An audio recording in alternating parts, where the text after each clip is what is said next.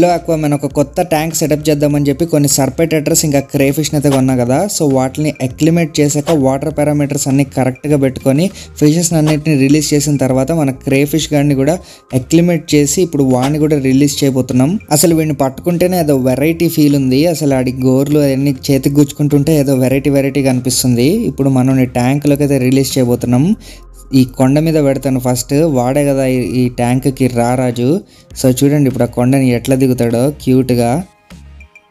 అదిగోండి అట్లా పడిపోతా దిగాడు ఇంకా ఎట్లాగోలా. అసలు చూడ్డానికైతే మస్తు క్యూట్గా కనిపిస్తున్నాడు నాకు. వీడు చిన్నప్పుడు ఈ కలర్ ఉన్నాడు కానీ పెద్దగా అయితే ఇంకా డార్క్ రెడ్ అయిపోతాడు అనమాట. సో ఫైనల్గా ట్యాంక్ లుక్ వచ్చేసి ఇదనమాట. ఎంత బ్యూటిఫుల్గా ఉందో కదా. చూడండి మన క్రేఫిష్ గాడు. ఫిషెస్ అన్ని అయితే కొంచెం స్ట్రెస్లో ఉన్నాయి, ఒక కొంతసేపు అయ్యాక స్ట్రెస్ నుంచి పోతాయి. చూడండి మన క్రేఫిష్ గాడు వచ్చి నన్ను ఎట్లా చూస్తున్నాడు వీడియో తీస్తుంటే. మళ్ళీ వెళ్ళి దాంకోవడానికి ట్రై చేస్తున్నాడు.